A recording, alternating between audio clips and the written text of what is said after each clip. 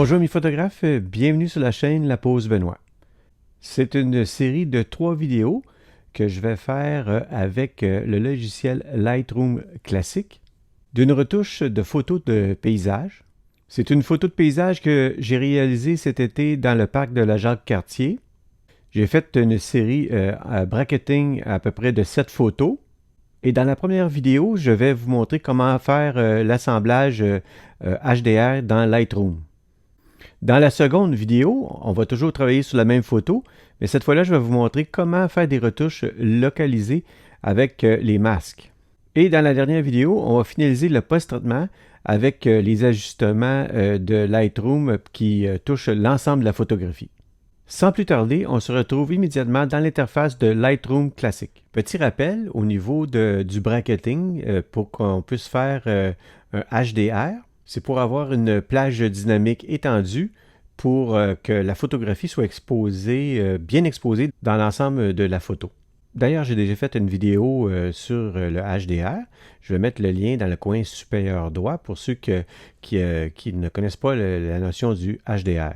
Très important quand on fait un bracketing, en prenant plusieurs photos, c'est important d'utiliser un trépied pour ne pas bouger entre les différentes prises.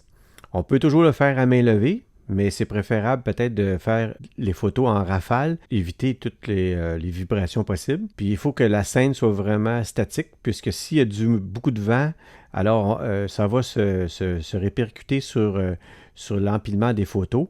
Puis on va avoir comme un plus un flou de mouvement ou de bouger, si on peut dire. Alors, il faut vraiment que ça soit très statique lors de la prise de vue. Toujours garder la même ouverture, évidemment la même focale, les mêmes ISO. En fait, c'est la vitesse qui va changer. Puis lorsqu'on fait le bracketing, la première photo qu'on fait, c'est vraiment, la première photo est exposée au centre. Puis les photos suivantes, ben là, on décale selon le plus, le moins au niveau des stops. Ainsi, pour la photo du début de la séquence, j'ai une ouverture de f10 à 10 mm, ISO 640, à une vitesse de 1/200 de seconde. La suivante, toujours 10 mm, toujours 640, f10, 1 sur 1600 secondes.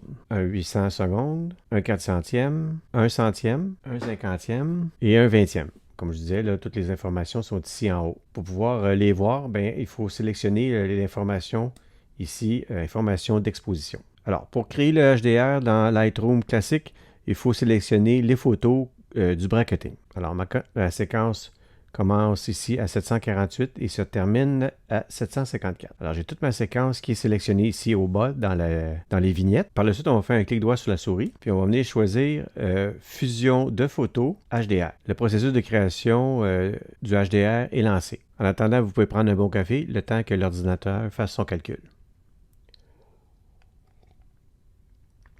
Par la suite, ici, vous avez le niveau de correction des décalages.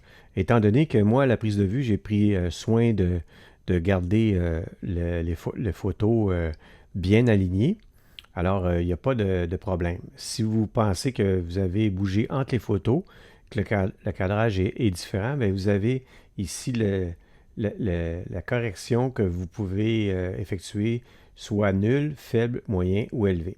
Moi, je vais laisser à nul pour ma photo. Ici, on a l'alignement automatique. Ça, c'est bien, on le coche. Il y en a qui préfèrent ne pas cocher paramètres automatiques. Ils veulent garder le contrôle complet sur le post-traitement. On va le décocher ici. Puis, on va créer une pile. Puis, on va cliquer sur Fusionner. Là, on peut voir ici, en haut à gauche, Création du HDR. Ça prend encore là quelques instants, le temps d'une gorgée du bon café.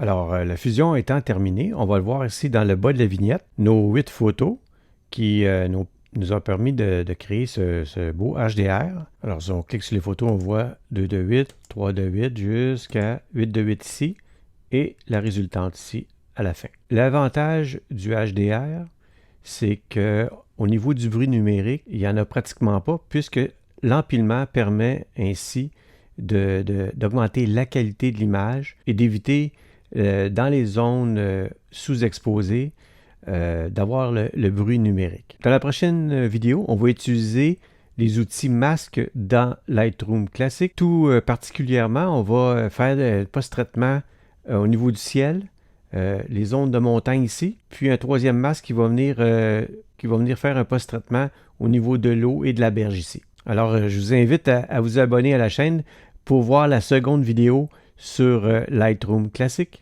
d'une retouche de photos de paysage. J'espère que cette vidéo vous a plu. Si c'est le cas, abonnez-vous si ce n'est pas déjà fait. Laissez un petit pouce bleu ou un commentaire, ça fait toujours plaisir. Évidemment, c'est une première sur la chaîne pour l'utilisation de Lightroom. Et c'est un logiciel, évidemment, qui est très populaire auprès des photographes. Alors, laissez-moi un commentaire à savoir si vous utilisez ce logiciel également. Alors, on se dit à la prochaine pour la deuxième vidéo. Merci et au revoir.